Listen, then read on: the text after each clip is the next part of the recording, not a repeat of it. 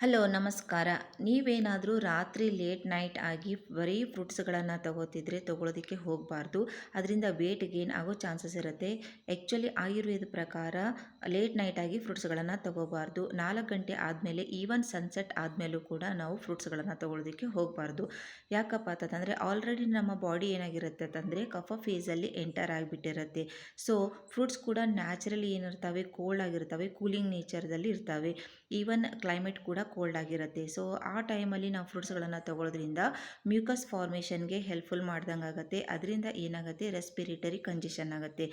ಆ ರೀತಿ ಆಗೋದ್ರಿಂದ ಏನಾಗುತ್ತೆ, ನಿದ್ದೆ ಚೆನ್ನಾಗಿ ಬರೋಂಗಿಲ್ಲ, ಡೈಜೆಷನ್ ಸರಿದಂಗೆ ಆಗಂಗಿಲ್ಲ. ಯಾಕಂದರೆ ಡೈಜೆಸ್ಟಿವ್ ಫೈರು ಕಡಿಮೆ ಇರುತ್ತೆ, ಡೈಜೆಷನ್ ಸರಿದಂಗೆ ಆಗೋದಿಲ್ಲ. ಇದರಿಂದ ಏನಾಗುತ್ತೆ, ಶುಗರ್ ಲೆವೆಲ್ ಸ್ಪೈಕ್ ಆಗೋದಕ್ಕೆ ನಾವು ಅವಕಾಶ ಮಾಡಿಕೊಟ್ಟಂಗೆ ಆಗುತ್ತೆ. ಇದರಿಂದ ವೇಟ್ ಗೇನ್ ಆಗೋ ಚಾನ್ಸಸ್ ಇರುತ್ತೆ. ಸೊ ಅದಕ್ಕಾಗಿ ಲೇಟ್ ನೈಟಾಗಿ ಬರೀ ಫ್ರೂಟ್ಸ್ಗಳನ್ನು ತಗೊಳ್ಳೋಕ್ಕೆ ಹೋಗಬಾರ್ದು. ಆಯುರ್ವೇದಿಕದಲ್ಲಿ ಫ್ರೂಟ್ಸ್ಗಳನ್ನು ತಗೊಳ್ಳೋದಕ್ಕೆ ಅಂತಲೇ ಒಂದು ಸರಿಯಾದ ಟೈಮನ್ನು ಹೇಳಿದ್ದಾರೆ. ಯೂಶ್ವಲಿ ಫ್ರೂಟ್ಸ್ಗಳನ್ನು ಮಾರ್ನಿಂಗ್ ಟೈಮಲ್ಲಿ ಬ್ರೇಕ್ಫಾಸ್ಟ್ ಟೈಮಲ್ಲಿ ತೊಗೊಂಡ್ರೆ ತುಂಬಾ ಒಳ್ಳೆಯದು.